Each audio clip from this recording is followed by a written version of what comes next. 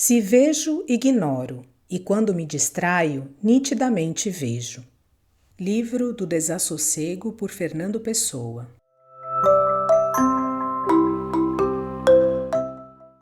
Primeira parte. Diário de Bernardo Soares. 222. Como nos dias em que a trovoada se prepara e os ruídos da rua falam alto com uma voz solitária. A rua franziu-se de luz intensa e pálida, e o negrume baço tremeu de leste a oeste do mundo com um estrondo feito de escangalhamentos ecoantes. A tristeza dura da chuva bruta piorou o ar negro de intensidade feia. Frio, morno, quente, tudo ao mesmo tempo. O ar em toda parte era errado. E a seguir, pela ampla sala, uma cunha de luz metálica abriu brecha nos repousos dos corpos humanos e, com o sobressalto gelado, um pedregulho de som bateu em toda a parte, esfacelando-se com silêncio duro. O som da chuva diminui como uma voz de menos peso. O ruído das ruas diminui angustiantemente. Nova luz de um amarelado rápido tolda o negrume surdo, mas houve agora uma respiração possível antes que o punho do som trêmulo ecoasse súbito doutro ponto. Como uma despedida zangada, a trovoada começava a aqui não estar com um sussurro arrastado e findo, sem luz na luz que aumentava. O tremor da trovoada acalmava nos largos longes, rodava em almada. Uma súbita luz formidável estilhaçou-se. Tudo estacou. Os corações pararam um momento. Todos são pessoas muito sensíveis. O silêncio aterra como se houvera a morte. O som da chuva que aumenta alivia como lágrimas de tudo. Há chumbo. 223. O gládio de um relâmpago frouxo volteou sombriamente no quarto largo. E o som a vir, suspenso um hausto amplo, retumbou, emigrando profundo. O som da chuva chorou alto, como carpideiras no intervalo das falas. Os pequenos sons destacaram-se cá dentro, inquietos. 224. Esse episódio da imaginação a que chamamos realidade. Há 2 dias que chove e que cai do céu cinzento e frio uma certa chuva da cor que tem que aflige a alma. Há 2 dias. Estou triste de sentir e reflito à janela ao som da água que pinga e da chuva que cai. Tenho o coração opresso e as recordações transformadas em angústias. Sem sono nem razão para o ter, há em mim uma grande vontade de dormir. Outrora, quando eu era criança e feliz, vivia numa casa do pátio ao lado a voz de um papagaio verde a cores. Nunca nos dias de chuva se lhe entristecia o dizer, e clamava, sem dúvida do abrigo, um qualquer sentimento constante, que pairava na tristeza como um gramofone antecipado. Pensei neste papagaio porque estou triste e a infância longínqua o lembra? Não, pensei nele realmente porque do pátio vizinho de agora uma voz de papagaio grita arrevezadamente. Tudo se me confunde. Quando julgo o que recordo, é outra coisa que penso. Se vejo, ignoro, e quando me distraio, nitidamente vejo. Viro as costas à janela cinzenta de vidros frios as mãos que lhes tocam. E levo comigo, por um sortilégio da penumbra, de repente, o interior da casa antiga, fora da qual, no pátio ao lado, o papagaio gritava. E os meus olhos adormecem-se-me de toda a irreparabilidade de ter efetivamente vivido. 225. Sim, é o poente. Chego à foz da Rua da Alfândega, vagaroso e disperso, e ao clarear-me o terreiro do Paço, vejo nítido o sem-sol do céu ocidental. Esse céu é de um azul esverdeado para cinzento branco, onde do lado esquerdo, sobre os montes da outra margem, se agacha amontoada uma névoa acastanhada de cor-de-rosa morto. Há uma grande paz que não tenho dispersa friamente no ar outonal abstrato. Sofro de não ter o prazer vago de supor que ela existe. Mas na realidade não há paz nem falta de paz. Céu apenas, céu de todas as cores que desmaiam. Azul branco, verde ainda azulado, cinzento pálido entre verde e azul, vagos tons remotos de cores de nuvens que o não são, amareladamente escurecidas de encarnado findo. E tudo isto é uma visão que se extingue no mesmo momento em que é tida, um intervalo entre nada e nada, alado, posto alto, em tonalidades de céu e mágoa, prolixo e indefinido. Sinto e esqueço. Uma saudade que é a de toda a gente por tudo invade-me como um ópio do ar frio. Há em mim um êxtase de ver íntimo e postiço.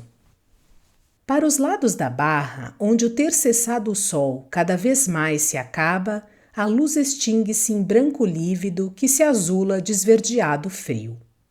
Há no ar um torpor do que se não consegue nunca. Cala alto a paisagem do céu. Nesta hora em que sinto até transbordar, quisera ter a malícia inteira de dizer, o capricho livre de um estilo por destino. Mas não, só o céu alto é tudo, remoto, abolindo-se, e a emoção que tenho, e que é tantas, juntas e confusas, não é mais que o reflexo desse céu nulo num lago em mim, lago recluso, entre rochedos hirtos, calado, olhar de morto, em que a altura se contempla esquecida. Tantas vezes, tantas como agora, me tem pesado sentir que sinto. Sentir como angústia só por ser sentir, a inquietação de estar aqui, a saudade de outra coisa que se não conheceu, o poente de todas as emoções amarelecer-me, esbatido para a tristeza cinzenta na minha consciência externa de mim. Ah, quem me salvará de existir? Não é a morte que quero, nem a vida, e aquela outra coisa que brilha no fundo da ânsia como um diamante possível numa cova a que se não pode descer. E todo o peso e toda a mágoa deste universo real e impossível, deste céu estandarte de um exército incógnito, destes tons que vão empalidecendo pelo ar fictício, de onde o crescente imaginário da lua emerge numa brancura elétrica parada, recortado a longínquo e a insensível.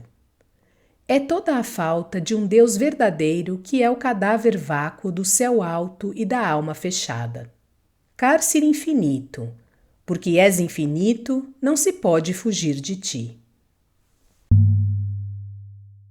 226. Com que luxúria e transcendente eu, às vezes passeando de noite nas ruas da cidade e fitando de dentro da alma as linhas dos edifícios, as diferenças das construções, as minuciosidades da sua arquitetura, a luz em algumas janelas, os vasos com plantas e irregularidades nas sacadas, contemplando tudo isto, dizia, com que gozo de intuição me subia aos lábios da consciência este grito de redenção. Mas nada disso é real. 227. Prefiro a prosa ao verso como modo de arte por duas razões, das quais a primeira, que é minha, é que não tenho escolha, pois sou incapaz de escrever em verso. A segunda, porém, é de todos e não é, creio bem, uma sombra ou disfarce da primeira. Vale, pois, a pena que eu a esfie, porque toca no sentido íntimo de toda a valia da arte. Considero o verso como uma coisa intermédia, uma passagem da música para a prosa.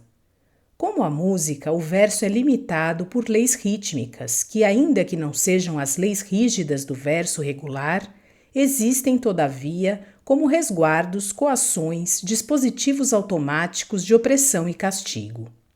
Na prosa, falamos livres. Podemos incluir ritmos musicais e, contudo, pensar. Podemos incluir ritmos poéticos e, contudo, estar fora deles. Um ritmo ocasional de verso não estorva a prosa. Um ritmo ocasional de prosa faz tropeçar o verso. Na prosa se engloba toda a arte, em parte porque na palavra se contém todo o mundo, em parte porque na palavra livre se contém toda a possibilidade de o dizer e pensar. Na prosa damos tudo por transposição.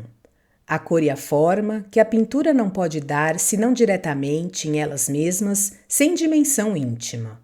O ritmo, que a música não pode dar senão diretamente nele mesmo, sem corpo formal, nem aquele segundo corpo, que é a ideia. A estrutura, que o arquiteto tem que formar de coisas duras, dadas, externas, e nós erguemos em ritmos, em indecisões, em decursos e fluidezas. A realidade, que o escultor tem que deixar no mundo, sem aura nem transubstanciação.